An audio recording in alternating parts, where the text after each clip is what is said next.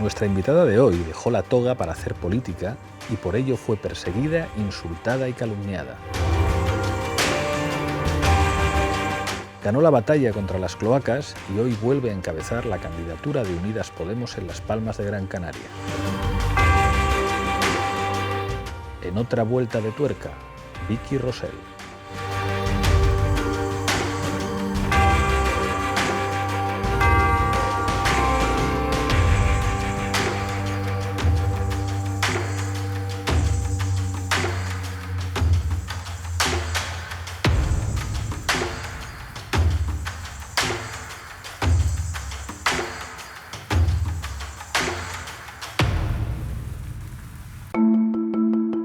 Vicky Rosell, bienvenida a otra vuelta de tuerca. Muchas gracias. Hoy no te me vas a escapar porque ya sabes que este programa es muy psicoanalítico y siempre pregunto a todos los invitados por su infancia. ¿Cómo eras de pequeña en Valladolid? Pues una niña muy buena y muy normal, con una infancia muy tradicional, porque soy 10 años mayor que tú. Así que, bueno, pues yo creo que una infancia habitual en el baby boom del 68. A mí me han contado que ya en Valladolid militaste o participaste como voluntaria, digamos, en defensa de algunas causas sociales y que de ahí te viene un poco el compromiso. Cuéntame eso. Sí, bueno, era socia de Amnistía Internacional, que entonces escribíamos cartas, hacíamos correo postal como acción, que lo piensas ahora y dices, madre mía, parece la prehistoria. Y también me enrolé en el Comité Antisida con los primeros colectivos que hubo para apoyar a la gente que tenía VIH, que era seropositiva, y contra su discriminación. Y después en un barrio muy de izquierdas de allí, muy en construcción, donde mi madre también había sido trabajadora social, y aunque todo se articulaba en torno a la parroquia, una parroquia obrera de las de antes, de sostener las huelgas, etcétera, que es el barrio del Pilar, la Pilarica lo llamamos, y ahí sí, creo que es donde forjé mi compromiso con la gente joven y con la gente más desfavorecida o más discriminada. ¿Por qué decidiste estudiar Derecho? Pues yo era la típica niña muy calimero, de esto es una injusticia, esto también me iba mucho, iba en mi ADN luchar contra las injusticias desde siempre, desde que supe hablar.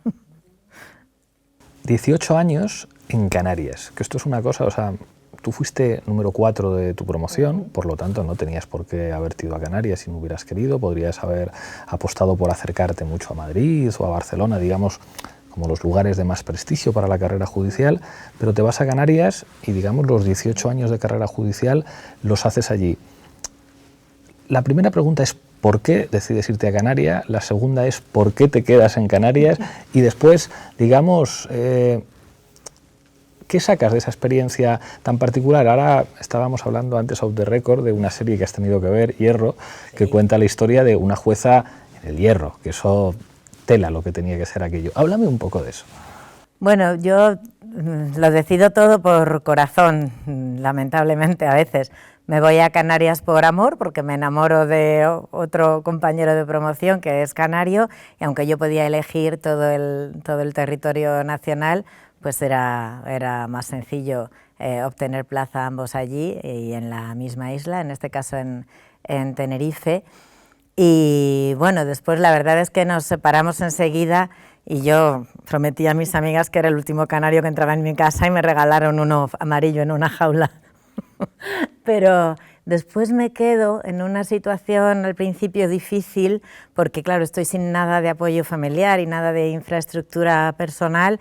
Me quedo por mis hijas y no sé si por un malentendido sentido de la responsabilidad parental también, porque me costaba mucho pensar en organizar un régimen de visitas decente con el padre. De todas maneras, también porque hubo una decisión judicial que ya entonces mucha gente no comprendió y que pensaron que se estaban vengando por cuestiones ideológicas, de una jueza que me dijo que si salía a Madrid, que entonces había una plaza libre en comisión de servicio en la sección de Manuela Carmena, a las vueltas que da la vida. Me dijo esta jueza en sentencia de apelación que si yo me iba podrían darle la custodia al padre de unas niñas de 2 y 4 años. Entonces yo, por arraigo, yo dije, bueno, que el arraigo de las hijas está con su madre, pero ante ese temor y esa coerción judicial me quedé, y hasta hoy. Ahora las que son canarias son ellas, y bueno, ya creo que cada una sí puede elegir el territorio donde quiere vivir. La sociedad canaria es muy particular, digamos, España es muy particular, pero Canarias, digamos, tiene muchos elementos que la convierten en un territorio muy especial, muy desconocido por los godos, digamos, hay que vivir allí para conocer determinadas cosas.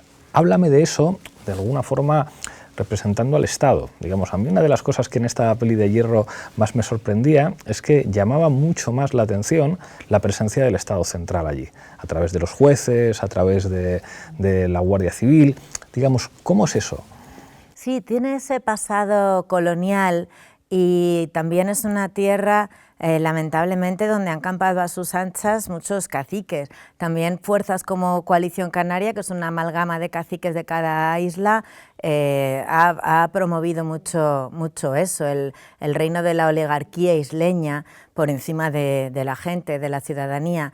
Es una tierra con un patrimonio natural y cultural maravilloso, con una gente, quizá por esa herencia colonial, cada vez menos, pero con una tradición muy conformista, se nota que han estado muy subyugados. A mí me llamaba muchísimo la atención que a la gente la citabas al juzgado a las 10 de la mañana y estaban antes que tú, a las 7:30, a las 8 menos cuarto en la puerta, hacían eso con el médico también, la gente mayor.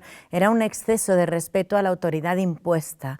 Y bueno, también es verdad que es muy distinto Tenerife que Las Palmas.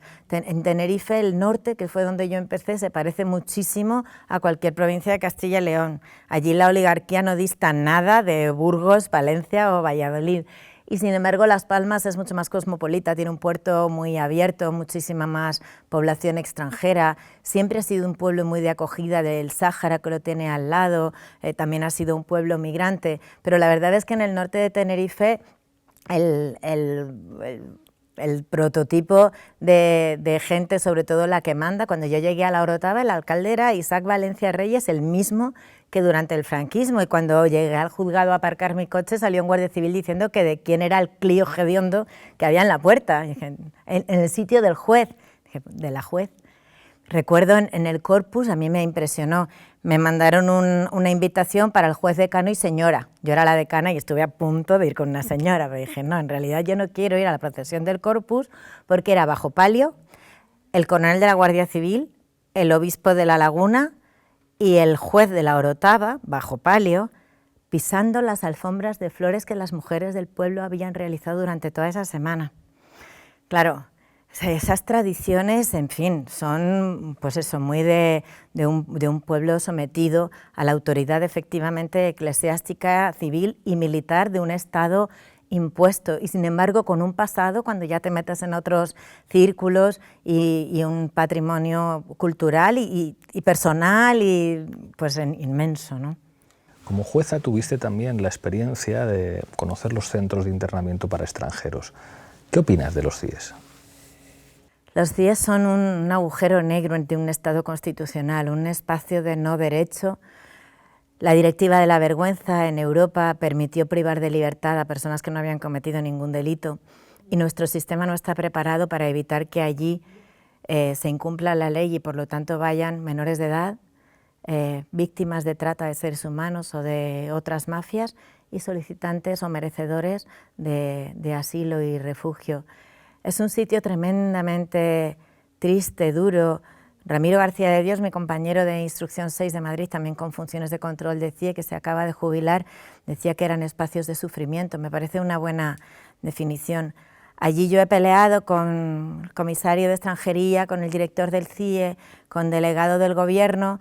He peleado hasta cosas que desde el feminismo me parecen lo mínimo de dignidad que hay que pelear, y he recibido las respuestas más sinceras también de un aparato represor policial estatal, como antes de poner un auto obligando a esto, Women's Link habló de esta resolución mía, propuesta para un premio que al final no recibió ni lo merecía, pero porque a las mujeres del CIE, cuando tenían la regla, les daban las compresas de una en una, las tenían que pedir a un policía varón.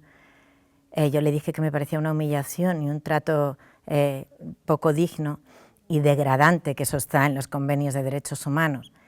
Y entonces me veo un día hablando delante de mi secretario judicial hombre, mi agente judicial hombre, el del juzgado, el comisario, el director, el jefe de seguridad, y yo ya me puse un poco, dije, me voy a poner yo a mí como ejemplo, le dije, para mí sería muy humillante, tenéis que dar un paquete y si queréis cuando os devuelvan la bolsa les dais otro paquete, pero yo no puedo explicarte por qué la necesito media hora después de la anterior, me parece, me estoy poniendo muy detallosa, pero es que es así. Y entonces uno de ellos, un cargo policial, me dijo, pero Vicky, tú no es lo mismo.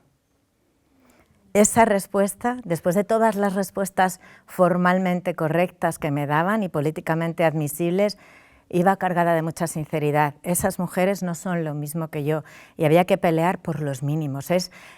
Para refugio tiene una ficción jurídica de frontera y eso se parece mucho más a lo que es una frontera, pero entre un Estado de Derecho y un abismo sin derecho. En 2016 das el salto a la política presentándote como candidata por Podemos. Esto era una cosa relativamente frecuente en la derecha. Hecho como muy habitual, pues un señor que es juez y de derecha pues se presenta a las elecciones por el Partido Popular. Podía ocurrir con el PSOE también, de manera más o menos pacífica, pero esto, bueno, lo que vives tú es tremendo a partir de aquí. Antes de hablar de la persecución específica de Alba, de Soria, digamos, ¿cómo percibes inicialmente entre los compañeros en la carrera judicial y en los medios de comunicación dar un paso adelante con una fuerza política como Podemos? Bueno, habitual, yo no sé, yo creo que era más habitual que a jueces que negaban ser políticos, casi al nivel de Franco, de salgan como yo, no se metan en política, más que presentarse a las elecciones y pasar una campaña y el escrutinio popular, les nombraban para cargos políticos al día siguiente. Claro, se supone que hay que creerse que tú en la víspera de ser consejero de Justicia de la Comunidad de Madrid con el PP, no tienes relación con el PP, pero al día siguiente te nombran. Eso ha pasado más. Después ya se han visto más en campaña electoral. En ese momento, bueno, a mí ya me habían ofrecido alguna vez, aunque esto no se debe decir, pero me habían ofrecido alguna vez cargos en un gobierno del PSOE con coalición y también con un cargo por parte del Partido Socialista. Yo siempre los había rechazado, teniendo mucho entorno socialista, sobre todo del PSOE de antes, porque no me interesaba más la política que la judicatura, me interesaba muchísimo más lo que yo hacía en cada juzgado de guardia cada semana. Pero vivimos una época en 2015 donde la legislación no te permitía hacer justicia en el juzgado de guardia. Teníamos las leyes mordazas, teníamos una crisis, la gente venía con una miseria. Contaba el otro día que se nos desmayó una señora que no había desayunado y había cenado una infusión y en cuya casa vivían 16 personas a cargo de esa abuela con pensión, con un problema, con un delito de abuso sexual o de presunto abuso sexual en el que había que procurar un alejamiento y tenías que hacer, no sabías qué hacer para no acabar alejando a la víctima, que es algo contrario a lo que tenemos que hacer, pero no tener tampoco espacio físico y unas unidades convivenciales, en fin, muy precarias y además incluso algo arriesgadas, con gente de la misma edad que allí también se es sexualmente más precoz, gente de la misma edad que igual es la expareja de la madre, la hija con su expareja, gente de 16 años con gente de 20 que no tiene lazos de sangre, pero sobre todo eso, las leyes mordazas, la reforma del Código Penal, dicen que quitaron las faltas Gallardón y lo que hizo fue convertirlas en delitos leves, los delitos contra el orden público, incluyendo como orden público entrar a una entidad bancaria, que es un espacio evidentemente privado, en horas de apertura, que evidentemente son horas de apertura al público. Ahí te dabas cuenta de que tampoco juzgando, que había que legislar y si era posible gobernar. Y en mi entorno, claro, que fuera con Podemos, fue, aunque saben que soy muy roja, fue un impacto, pero sobre todo por temor. Yo creo que la gente ya se olía Van a ir a por ti. la persecución. Y van a por ti. Háblame de Alba. Pues en fin, todavía no puedo hablar de ello sin dolor, incluso siento dolor corporativo, que es uno que no había sentido antes, una vergüenza de toga que solo había sentido como observadora internacional en los juicios contra activistas del Polisario en territorio ocupado marroquí. Solo ahí sentí una vez vergüenza de toga al ver un fiscal entregar un fax a un juez y este dictar sentencia de apelación a gente compañera de Aminetou Haidari. Pues eso, para mí sentirlo aquí me ha roto algo que creí que no era fácil romper, que es cierta confianza aún en la justicia. Es verdad que yo pido mucho que no sea extensiva, pero lo fácil que lo tuvo Alba como juez para ponerse de acuerdo con un ministro como Soria y tenderme una trampa que era buena, que estuvo a punto de acabar con mi vida personal, profesional, tanto en política como en la judicatura, es que realmente o no hemos puesto los controles y las garantías suficientes o esa dependencia desde dentro de la judicatura, no quien da el salto a la política y se presenta a las elecciones a que la voten y el escrutinio popular más absoluto, sino quienes están medrando gracias a los favores políticos, eso se nos ha convertido en algo sin control. Y bueno, pues ya sabes, me tendieron una trampa en la cual Alba entró a mi juzgado. Yo ese día abro un chat con unos compañeros y compañeras que se llamaba Amenaza al Alba, todavía lo tenemos, o sea, está ahí, solo estoy yo ya, porque ya era una amenaza simplemente que entrara. Efectivamente entró, todo el mundo lo sabía, también quienes lo nombraron. Empezó a rebuscar bajo las alfombras, no encontró nada que yo hubiera hecho mal, porque entre otras cosas, cuando te significas tanto por los derechos humanos, tienes que hacer un trabajo que permita un escrutinio de lupa de 1.000 millones de aumentos, porque, en fin, ya van a ir a por ti desde otras esquinas. Y no encontró nada que hubiera hecho mal, así que se lo inventó, manipuló esa declaración de un empresario que estaba investigado por delito fiscal y contra la seguridad social, queriendo hacer ver a la ciudadanía que yo le había favorecido cuando yo en realidad le había imputado más delitos que los iniciales de la querella de fiscalía y bueno, manipulando esa declaración para ver si encontraba algo que remotamente tuviera algo que ver conmigo o con mi pareja, que es el director de un periódico de allí, que tiene una empresa de comunicación y marketing. Tampoco lo había, la causa era de 2014, pero encontró unos contratos de él hasta 2009, hasta 5 años antes. Y entonces, quitándole fechas y diciendo, negociaba durante la instrucción, y claro, con ese adverbio de tiempo absolutamente falso, pues le dio la información a Soria, que todavía no ha explicado cómo es posible que su querella sea copiada de un informe reservado de Alba, y aparte los mandó al Consejo y finalmente al Tribunal Supremo. Esto ocasiona allí la admisión de mi querella y mi dimisión por estar querellada por corrupción. ¿Quién es José Manuel Soria? José Manuel Soria es un negociante, un empresario que se metió a político mientras pudo compaginar las dos cosas. Allí se sabía, pero impuso la ley del silencio también. Entre otras cosas, al periódico que dirige Carlos, a Canarias Ahora, le quiso imponer una muerte civil tan obvia que no solo es que le quitara toda la publicidad institucional, pese a ser el digital más leído, o bueno, el primer digital de hecho, no la publicidad institucional, es que llamaba a las empresas, llamaban las empresas a Carlos, un supermercado, la DISA, la petrolera, y le decían, lo siento, me acaba de llamar Soria, siendo vicepresidente del gobierno, siendo presidente del Cabildo, diciendo que a ti ni agua, porque era un periódico crítico. Siempre utilizó el poder del Estado, del Cabildo, del gobierno de Canarias, para su beneficio particular y contra el rival político. Si no se le enfrentaba a ningún rival político, contra el mediático. Y es una persona, pues eso, abusadora, se le ve, hasta físicamente es intimidante. Bueno, y además, bueno, ya vimos, un mentiroso, ¿no? Mintió a su gobierno, a su partido y a toda la ciudadanía española, pero sin un ápice o sea, con una seriedad que es verdad, a mí después me ha dicho prensa de Madrid ahora y antes estando en el Congreso, es que le creías, mentía con una solemnidad tal que realmente, pues eso, en esas manos hemos estado, y ahora pues trabaja y cobra, trabaja en una mediación, ha creado una empresa que se llama Sorben, que suena un poco raro, pero es Soria Benítez, que es como se apellida su mujer, y se dedican a, pues eso, al tráfico, a la intermediación entre empresas, entre otras, de Volkswagen. Claro, era el ministro de Industria cuando el escándalo de las emisiones de Volkswagen, y España no hizo nada. Alemania, Francia, sí. Y Soria, en vez de trabajar para el pueblo español, pues parece que hay indicios más que de sobra que en ese conflicto de intereses optó por Volkswagen. Hay un ingrediente imprescindible en todas las operaciones de acoso y derribo. Puede haber ingrediente policial, ingrediente judicial, pero siempre hay un ingrediente mediático.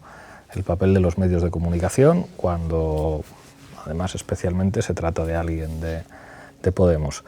En el caso tuyo, El Mundo tuvo un papel escandaloso que su director de entonces, David Jiménez, que estuvo aquí sentado, ha reconocido y ha pedido excusas, pero no fue solamente El Mundo. Aquello fue una cacería mediática, digamos, que ya daban por hecho que había un caso de irregularidades en Podemos, que en este caso tenía el nombre de Vicky Rosell.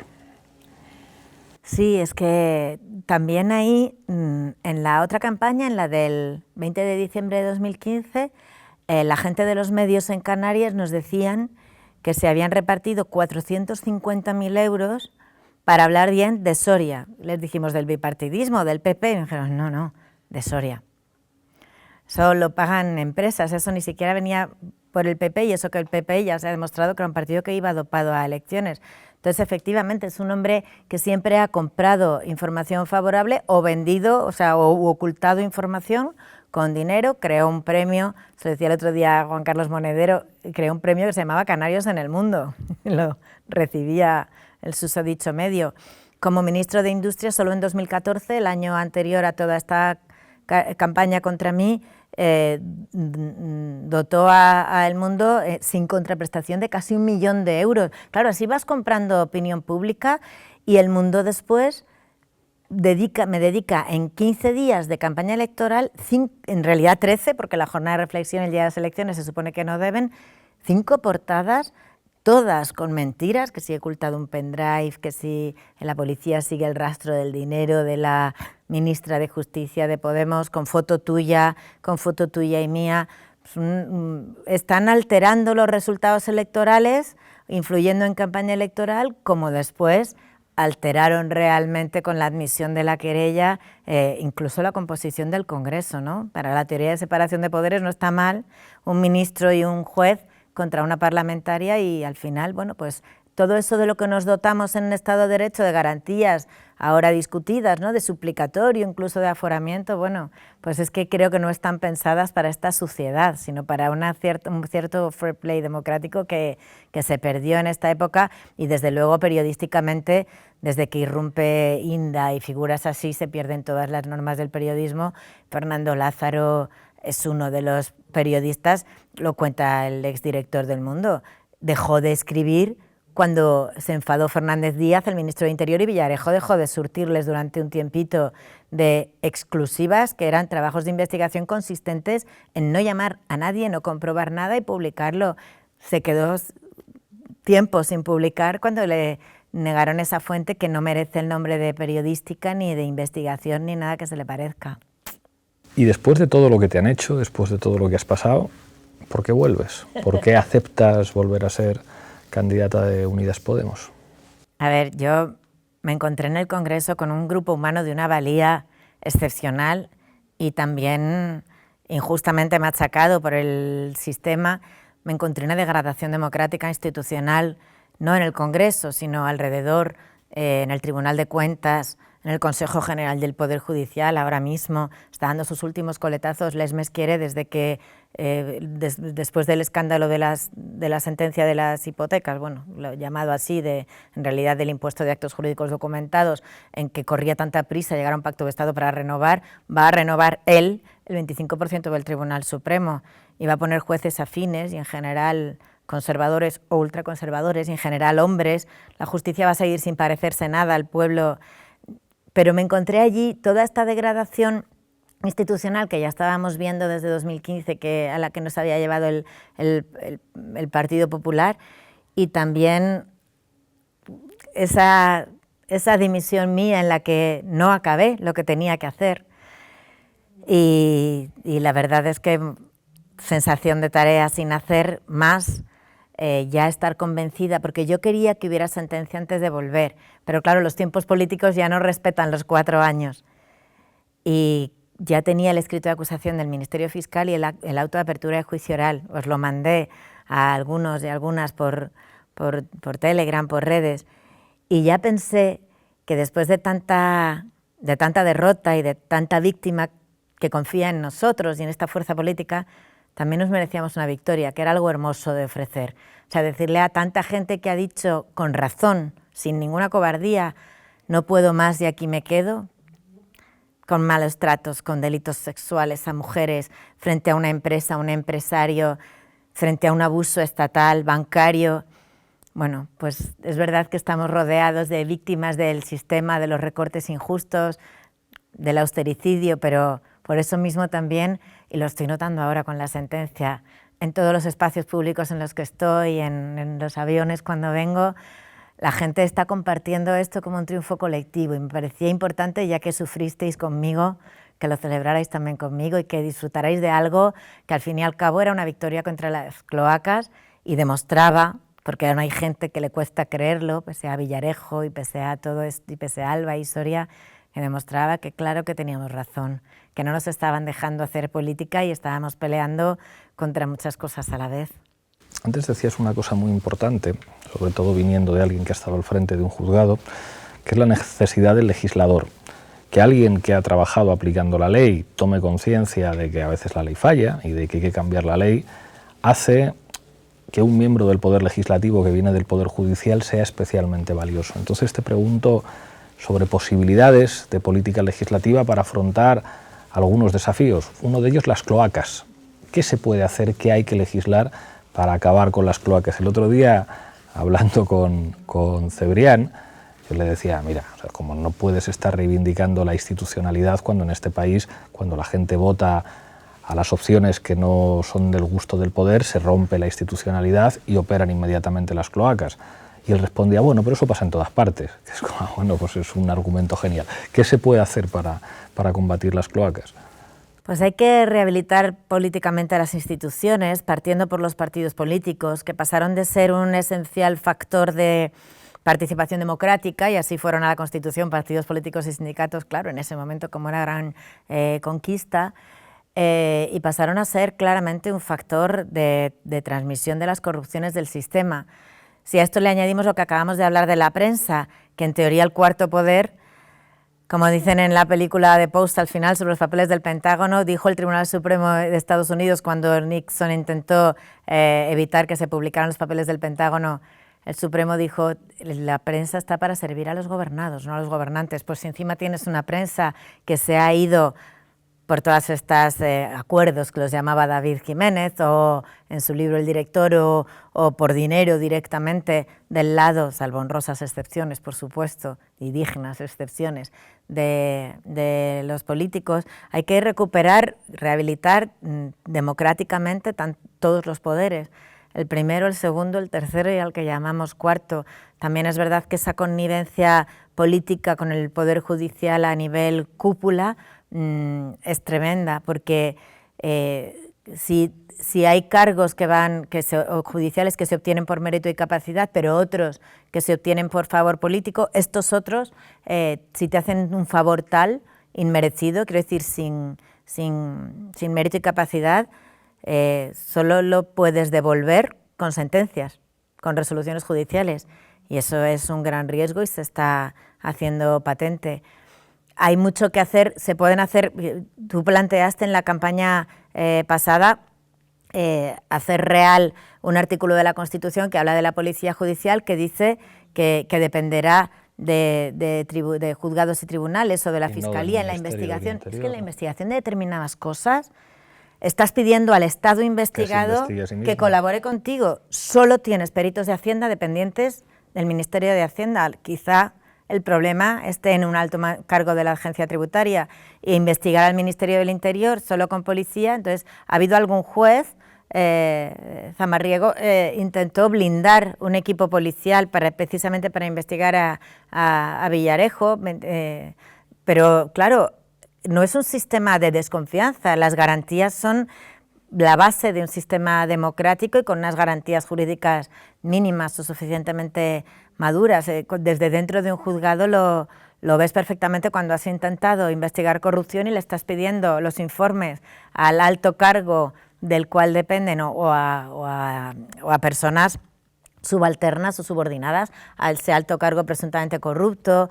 En fin, anécdotas tenemos para parar un tren. Yo fui a registrar una vez una consejería y a las 7 de la mañana se pone toda la policía al chaleco, a mí me piden el DNI porque era la única que me daba chaleco, porque era la única que no era policía, y la secretaria judicial, y cuando subimos nos estaban esperando. Y dijimos, ¿pero por qué no se...? No les estamos esperando, estamos aquí siempre a las 7:15, no, llevamos vigilando esto, íbamos a por unos expedientes que faltaban, que habían supuestamente vendido a cambio de sanción por un cohecho. Bueno, al final una señora que estaba allí haciendo labor, le dije, ¿y usted viene aquí a tejer? Me dijo, no, ¿y por qué venía usted? Por fin una mujer en un pasillo me dijo la verdad. Eso, en una operación secreta, y también tuvimos problemas con los pinchazos telefónicos, yo le dije al inspector de la Policía Judicial, bueno, ¿qué ha pasado? ¿Quién sabe esto? Y me dijo, yo doy cuenta a mi superior, y el comisario al final al delegado del gobierno. El delegado del gobierno es un cargo político, no puede estar en esa cadena de mando de pinchazos telefónicos o de intervenciones judiciales o de registros secretos, no puede ser. Entonces, claro que hay medidas como esta de determinadas unidades de policía judicial y sobre todo eso, dejar de meter cuñados y primos en las instituciones y meter gente con mérito y capacidad y con paridad de género, porque es que también estamos el 50% de la sociedad sin haber llegado al nivel de democracia y de protagonismo político que merecemos a estas alturas. Es muy difícil democratizar los espacios de poder. O sea, ¿cómo democratizas la gran empresa? O sea, los grandes empresarios son quienes son a su vez los propietarios de los medios de comunicación y eso tiene, digamos, una importancia política crucial. Pero es verdad que en la carrera judicial existe una vía de acceso, que es la oposición, que teóricamente es muy democrática. Cualquiera que pueda, en teoría, financiarse unos años de dedicarse en exclusiva a opositar puede ser juez o fiscal. Y sin embargo, hay una predominancia conservadora en la carrera judicial enorme. ¿Esto por qué es? Creo que es una gran falacia que el sistema de oposición cree jueces independientes. Eso le encanta decirlo a la carrera judicial más conservadora, pero es al revés. Crea jueces dependientes de su preparador, dependientes de conocer a alguien que prepare y además en un sistema que poco se ha dicho que es opaco incluso al fisco en su gran mayoría. Bueno, los preparadores, vamos, no declaran, es que eso es alucinante. Claro, por Dios, se ha intentado alguna vez y claro, cuando se han encontrado con fiscales jefes y presidentes de tribunales se han echado atrás.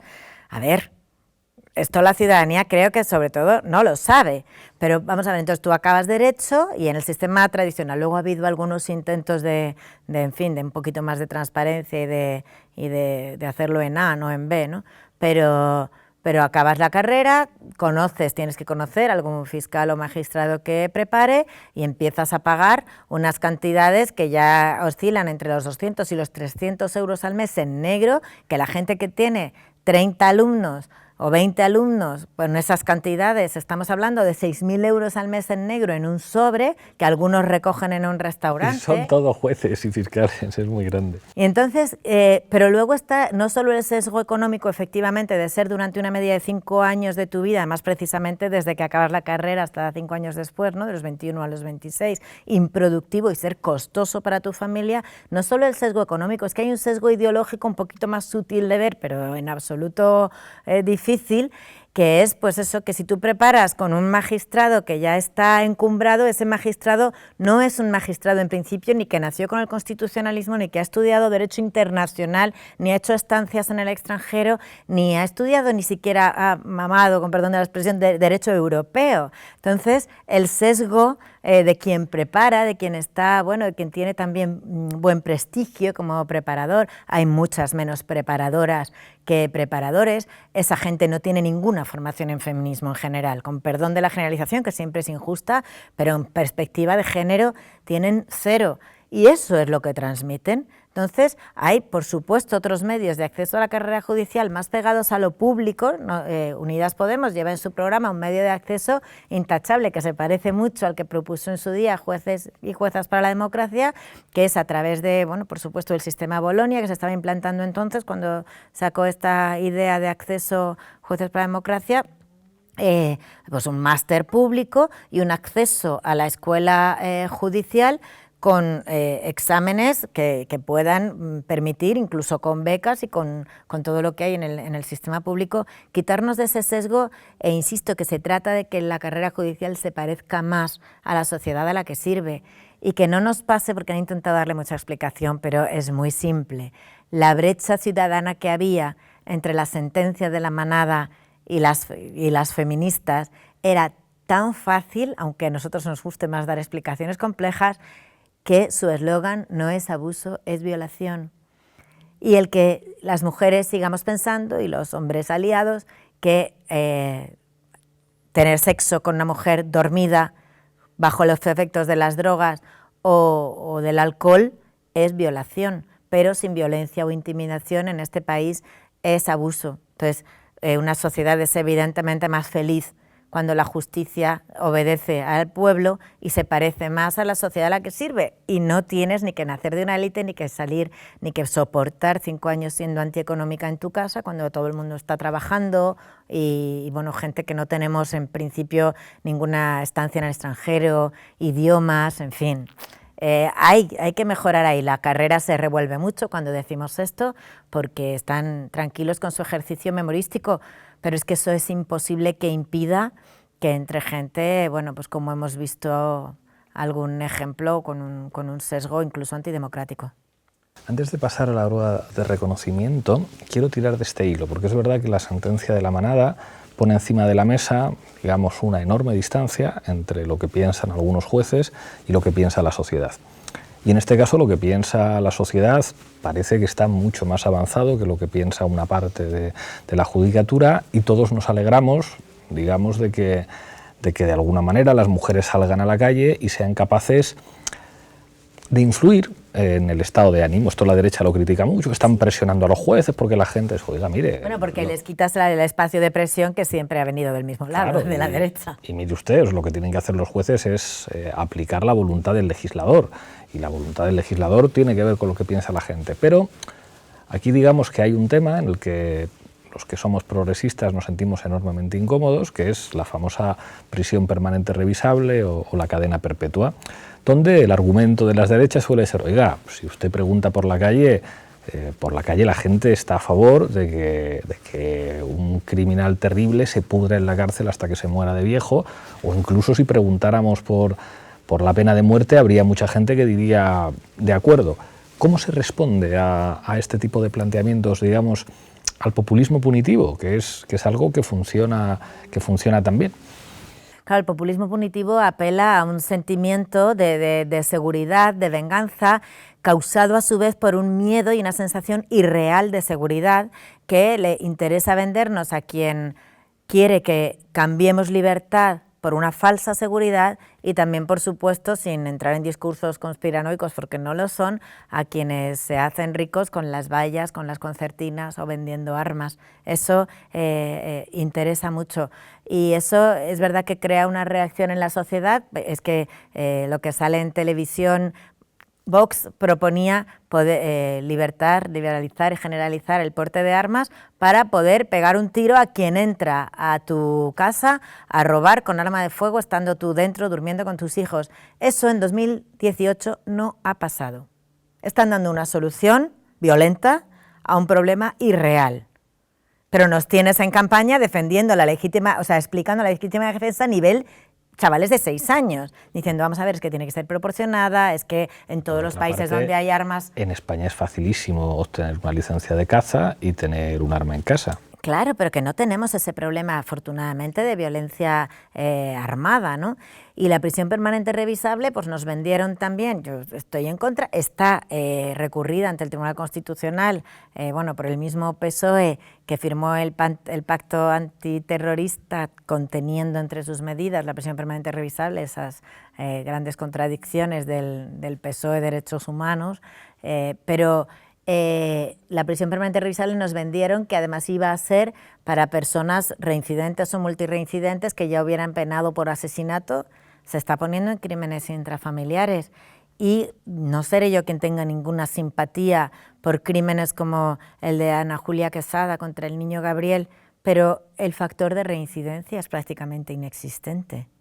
Criminalísticamente, es que hay datos técnicos imposibles de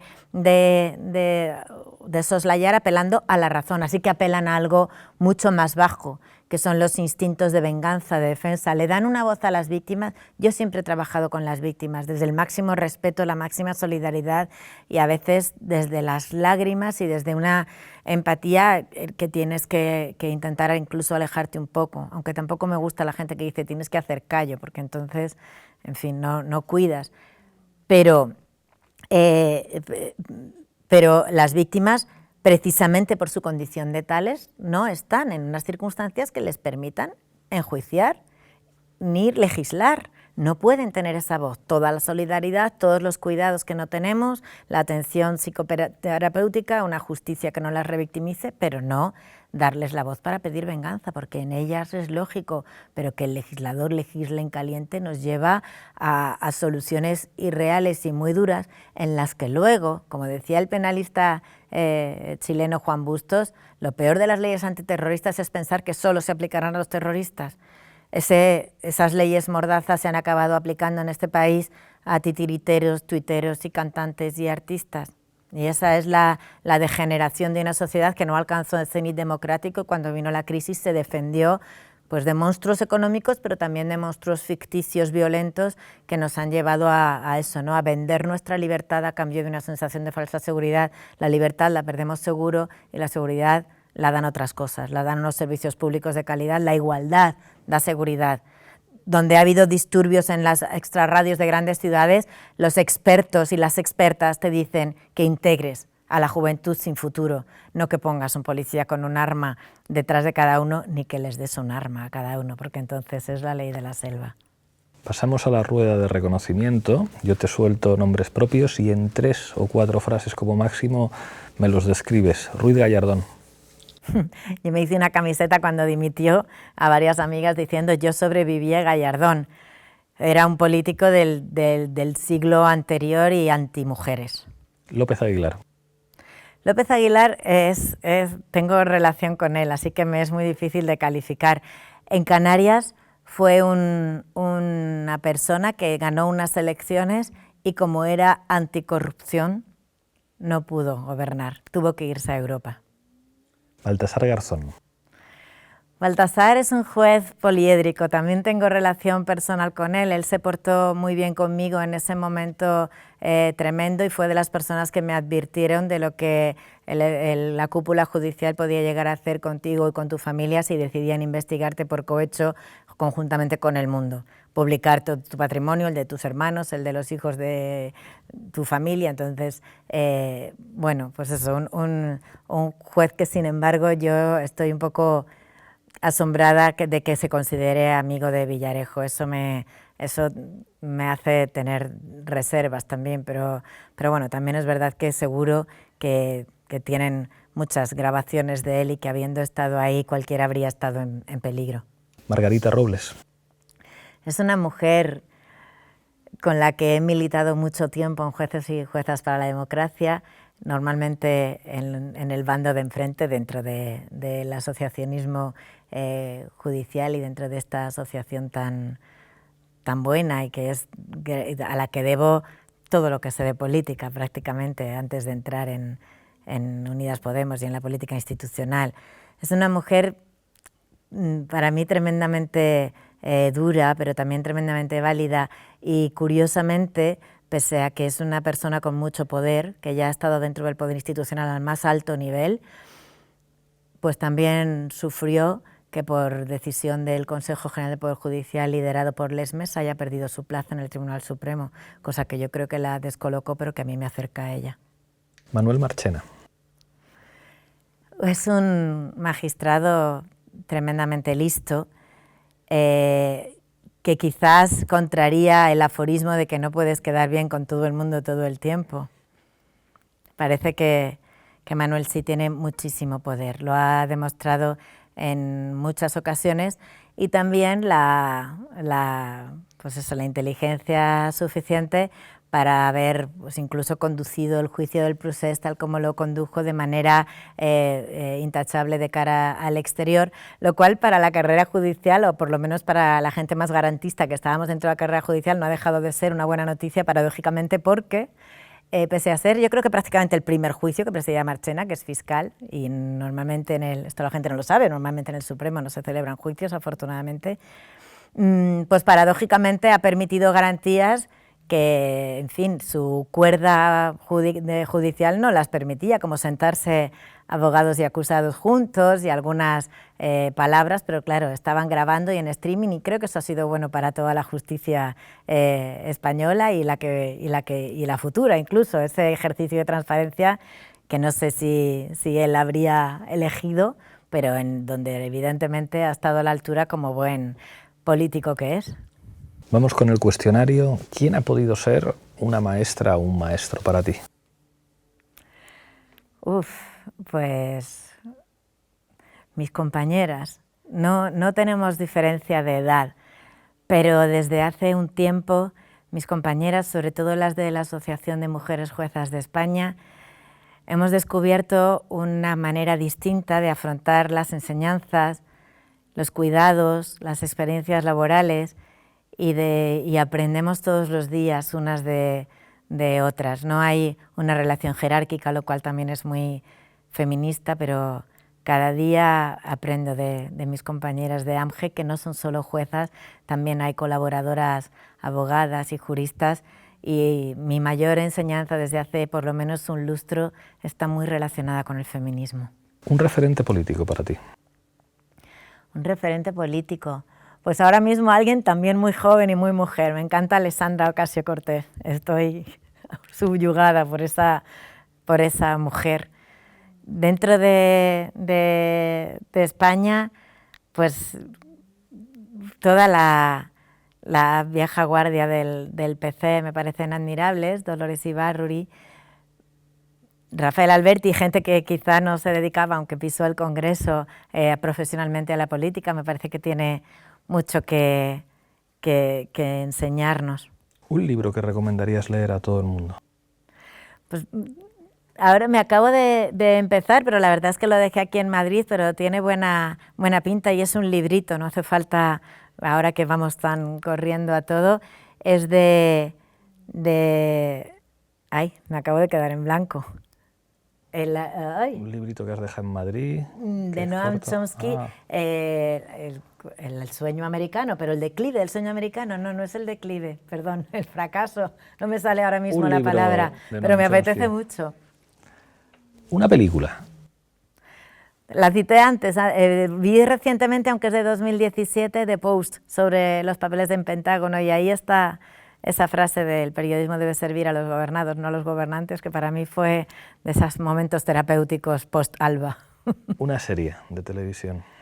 Pues últimamente, y por culpa vuestra, estoy viendo muchas, demasiadas, por encima de mis posibilidades. Me ha encantado The Wire, sobre todo. Es una pasada. Todo, incluido El Puerto, porque claro, viviendo en Las Palmas... Es la mejor temporada, la segunda, sí, yo creo. Sí, y en Las Palmas por ahí nos entra el crimen organizado, drogas, pero también trata de seres humanos. También me encantó The Good Fight, ya en la era Trump, esos abogados. Las de prensa, de Newsroom, me chifló. A mí la verdad es que las de leyes y las de prensa mezclada con política, que en realidad es lo que hacen los juristas y la prensa, bueno, un montón de series que me han encantado. Y Hierro, que la mencionaste antes, Está muy bien. con la isla como protagonista, con esa fotografía y esa jueza Goda y nadie simulando el acento canario, sino la gente canaria de verdad, salvo precisamente Candela, que no se lo hace, y bueno, y el que se supone que ha estado en la cárcel tanto tiempo, el italiano. La verdad es que últimamente las disfruto mucho. Ahora, eso sí, soy la única del grupo parlamentario, creo, que no ha visto ni 10 minutos de Juego de Tronos. Tampoco está mal, ¿eh? O sea, la última temporada fue un desastre, pero casi hasta por cultura general tiene su encanto sí, verla. Para ¿Te entender gustaría? Vuestros chistes, que a veces no Es se verdad. entiendo. Y ya por último, últimamente esto lo pregunto así, que suena un poco siniestro, pero me gusta. ¿Qué canción te gustaría que sonara cuando mueras? Esto suena terrible, pero en realidad la gente en esto es mucho más sincera. O sea, es como, ¿con qué canción te gustaría que la gente te recordara? Pues me encanta el Yo te nombro Libertad, cantado por Nacha Guevara, por ejemplo. Pues ya solo me queda pedirte que cojas con la mano izquierda la taza de la tuerca y mirando a esa cámara brindes por lo que quieras. Pues brindo por las mujeres, por un futuro violeta o morado y también verde. Muchas gracias, Vicky. Gracias, Pablo.